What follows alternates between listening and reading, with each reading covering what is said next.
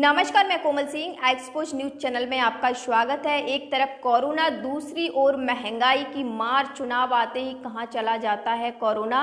देखिए इस पर क्या कहा एडवोकेट SKS चौहान ने।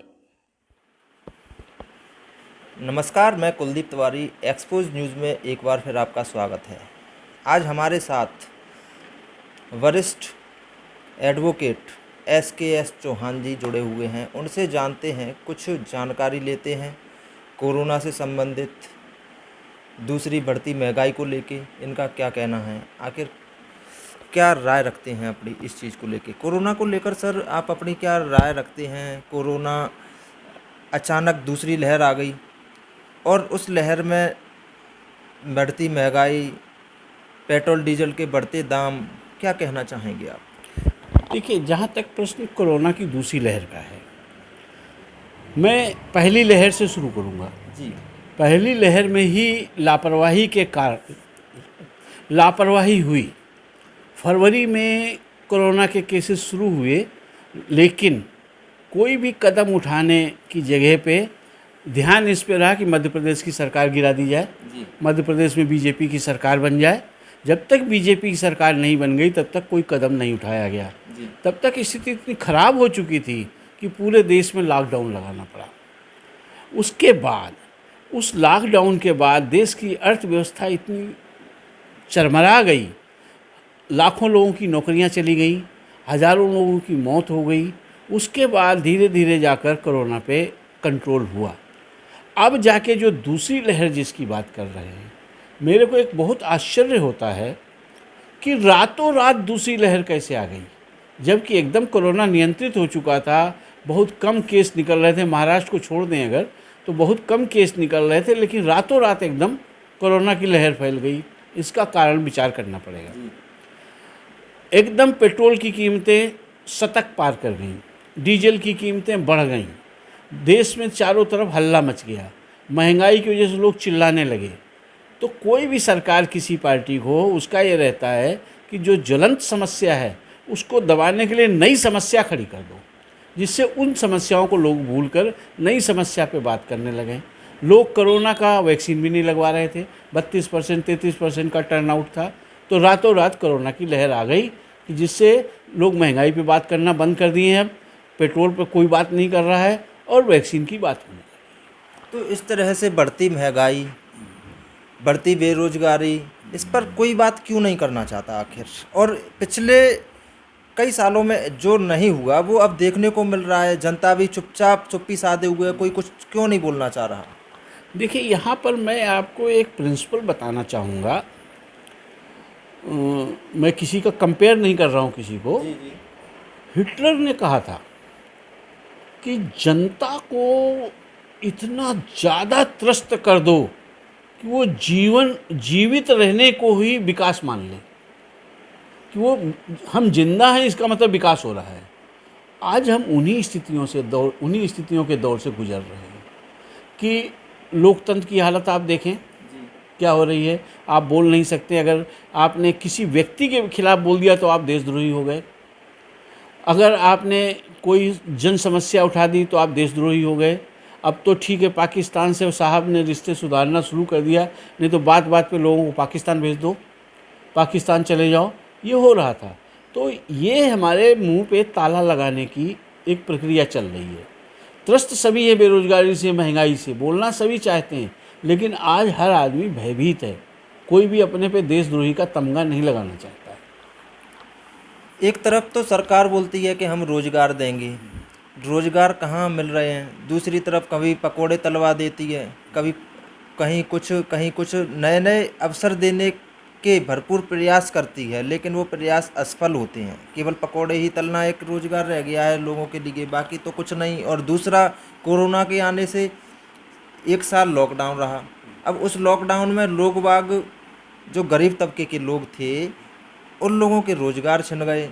जो दिहाड़ी पर मजदूरी करते थे, डेली कमाकर खाने वाले, और बढ़ती महंगाई पर उनका कितना असर देखने को मिल रहा है। देखिए, वो असर इसलिए नहीं मिल रहा है क्योंकि हमारी सरकार जो है, वर्तमान सरकार, वो केवल डेटा में जिंदा है। मैंने 20 लाख करोड़ का पैकेज दे दिया, लेकिन उस पैकेज में से 20 लाख करोड़ का जो पैकेज कहा जा रहा है उसमें से 1 रुपया भी किसी गरीब के हित में नहीं दिखाई पड़ रहा है।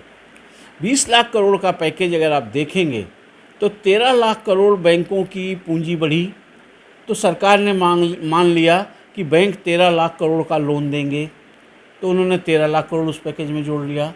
कुछ सब्सिडी जो पहले दे चुके थे वो जोड़नी, सब मिलाकर उन्होंने 20 करोड़ का पैकेज बता दिया। लेकिन उसका एक भी पैसा कोरोना पीड़ितों पे नहीं आया, केवल वो डेटा में जिंदा है। रह गई बेरोजगारी। अब पकौड़े तलने वाली जो बात कर रही है सरकार, आप स्वयं सोचें कि उसने अपने बीवी के जेवर गिरवी रख के पकौड़े का ठेला लगा दिया, तो सरकार ने उसको रोजगार दे दिया। ये कौन सी बात हुई? आपने कौन सा अवसर उत्पन्न किया? मतलब उसको आगे बढ़ने की जगह आप उसको विवश कर रहे हैं, पकौड़े बेचो। नवयुवकों को इसलिए उसमें रखना चाहते हैं कि वो परेशान रहें, रोजी रोटी के लिए लड़ते रहें, और जब मौका आए तो नमो नमो करते रहें। नमो नमो करते रहें, बहुत अच्छा बोला आपने, नमो नमो करते रहें। अब ऐसे में हम आपको बताना चाहेंगे, आपसे एक और सवाल पूछना चाहेंगे। हर घर में युवा नेता निकल रहे हैं, रोजगार के अवसर तो खत्म हो गए हैं, तो उनके पास कोई ऑप्शन बचता नहीं है केवल युवा नेता बनने के अलावा। तो ये युवा नेता आगे चल के अपना भविष्य क्या खड्डे में ले जा रहे हैं? निस्संदेह युवाओं के हाथ में ही देश होता है। युवाओं को विवेकपूर्ण तरीके से सोच समझकर आगे बढ़ना चाहिए। आंख बंद करके अंधभक्ति में पड़ के अगर करेंगे तो अपना भविष्य तो बर्बाद करेंगे, साथ में देश की प्रगति और देश का भविष्य भी नष्ट करेंगे, क्योंकि देश का भविष्य युवाओं के हाथ में होता है। हम लोग का क्या है, आज है हमारी तो पीढ़ियाँ हमारी तो ख़त्म हो गई सभी पारी, तो हमारे सोचने से केवल कुछ नहीं होगा। जब तक युवा उसको नहीं सोचेगा विवेकपूर्ण तरीके से, वो केवल अंधभक्ति अगर करेगा तो वो देश के लिए नुकसान कर रहा है। देश के लिए नुकसानदायक होगी। देश के लिए नुकसानदायक कोरोना भी है। एक तरफ ये पहली लहर आई, अब दूसरी तरफ दूसरी लहर आ गई, तो वहीं दूसरी लहर के बीच में 10-10, 20-20 लाख लोग इकट्ठे हो रहे हैं। बंगाल में चुनावी सभाएं, चुनावी रैलियां हो रही हैं, तो वहाँ कोरोना का असर क्यों देखने को नहीं मिल रहा? और दूसरी तरफ मध्य प्रदेश में भी 2020 में उपचुनाव हुए थे। उन उपचुनाव कोरोना के बीच में हुए थे, तब भी कोरोना का बिल्कुल ख़त्म हो गया, तब भी बड़ी बड़ी सभाएं हुई थी। तो चुनाव आते ही कोरोना कहाँ चला जाता है? हाँ, ये सबसे बड़ा लोगों के जहन में सवाल उठता है। हाँ, इसका ये आज का आपका प्रश्न जो है वास्तव में बहुत ही प्रासंगिक प्रश्न है। आज स्थिति ये है कि उठता नहीं है, हर आम आदमी के दिमाग में ये प्रश्न है। और सोशल मीडिया पे इसको लेकर बहुत ही मजाक उड़ाई जा रही है कि कोरोना से बचना है तो बंगाल चले जाओ, कोरोना से बचना है आसाम चले जाओ। ये मजाक भी उड़ाया जा रहा है। इस पे हम कुछ जवाब देने के पहले एक आपको छोटा सा दृष्टांत बताना चाहेंगे। एक बार महात्मा गांधी के पास एक व्यक्ति आया, उसने कहा बापू मेरा बेटा जो है गुड़ बहुत खाता है, आप इसको समझाएं ये जिससे गुड़ नहीं खाए। महात्मा गांधी ने उससे कहा 1 हफ्ते के बाद आना। वो 1 हफ्ते के बाद फिर आया। महात्मा गांधी ने कहा बेटा गुड़ खाना अच्छी बात नहीं होती, छोड़ दो। लड़के ने मान लिया और छोड़ दिया। उस व्यक्ति ने कहा बापू ये बात तो आप 1 हफ्ते पहले भी कह सकते थे। बापू ने कहा मैं भी गुड़ खाता था, लेकिन मैंने छोड़ दिया जब, तब उसको बोला, तब उसने मेरी बात मानी। तो ये जो भीड़ आप देख रहे हैं ये केवल एक सत्ता लोलुपता का द्योतक है। हमें जनता जाए भाड़ में, जनता मरती है तो मरे, हमें तो सत्ता चाहिए किसी तरह से। मध्य प्रदेश में चुनाव करवा लिए गए कोरोना के, उस समय सब कागजी काम होता है, उस समय डेटा सामने आने नहीं दिए गए क्योंकि कागजों पे तो होता है। तब तो कोरोना की बहुत भयंकर लहर थी, तो डेटा नहीं सामने आने दिया गया ये बताने के लिए कि देखो साहब चुनाव हमने करवाया, उस समय कोई कोरोना नहीं था और कोई सोशल डिस्टेंसिंग नहीं थी। अब आज बंगाल, आसाम, पांडिचेरी, केरला, तमिलनाडु में चुनाव हो रहे हैं, वहाँ भी लाखों की रैलियाँ हो रही हैं, वहाँ भी कोई सोशल डिस्टेंसिंग नहीं है, कोई भी मास्क नहीं लगाता है। अब मैं कह रहा हूँ हमारा गृह मंत्री, हमारे प्रधानमंत्री, विभिन्न प्रदेशों के मुख्यमंत्री ये उपदेश दे रहे हैं कि साहब वैक्सीन लगवाओ। कोरोना की वैक्सीन संजीवनी है, अमृत है, इसको सबको लगवाना ज़रूरी है। मैं मानता हूँ अच्छी बात है, लगवाओ। वैक्सीन लगवाने से मेरा कोई भी विरोध नहीं। लेकिन जब वो जनता देखती है कि आप जिस मंच पे बैठे हुए हैं, बिना मास्क लगाए हुए बैठे हैं और आपके आसपास सैकड़ों आदमी की भीड़ है मंच पे, सामने लाखों की भीड़ है, कोई सोशल डिस्टेंसिंग नहीं है, तो आपकी बात क्यों मानेंगे वो? क्यों मानो? इसीलिए वो कोई नहीं मान रहा। वो समझ रहे हैं कि केवल चुनावी इनकी बात है। अब रह गई वैक्सीन की बात। मैं अपना अनुभव बता रहा हूँ। बचपन में मेरे को चेचक का टीका लगा था, मेरे को कभी चेचक नहीं हुई उसके बाद। बचपन मेरे को ट्रिपल एंटीजन लगा, टीबी का टीका लगा, मलेरिया का लगा, ये बीमारियां मेरे को कभी नहीं हुई। उसके बाद टीका लग गया। फिर हेपेटाइटिस बी लगवाया, हेपेटाइटिस बी से भी बचे हुए हैं। तो जो कोरोना का अमृत बताया जा रहा है, वैक्सीन होगा अमृत, संजीवनी बताया जा रहा है, हमारा प्रधानमंत्री उसका प्रोपेगेंडा कर रहा है, प्रचार कर रहा है, और उससे उसको लगवाने के बाद भी लोग कोरोना से प्रभावित हो रहे हैं। क्यों हो रहे हैं? अब ये कहा जा रहा है, पहले तो कहा गया साहब 4 वीक नहीं 8 वीक के बाद दूसरी डोज लगाई जाए, क्योंकि शार्टेज आ गई थी। अब ये कहा जा रहा है कि साहब वो कोरोना को रोकेगा नहीं, इम्यूनिटी बढ़ाएगा। तो ये कोरोना का टीका कैसे हुआ? ये तो इम्यूनिटी का टीका हुआ, इम्यूनिटी बूस्टर हुआ। तो फिर इसको कोरोना का टीका क्यों कह रहे हो? कोरोना का टीका लाओ ना। तो कहीं ना कहीं इस तरह से जो सरकार लॉकडाउन लगा रही है, बार बार लॉकडाउन कर रही है, लोगों के रोजगार छिन रहे हैं, तो ऐसे में सरकार अपनी नाकामी छुपाने की कोशिश तो नहीं कर रही? 100% आप सही हैं।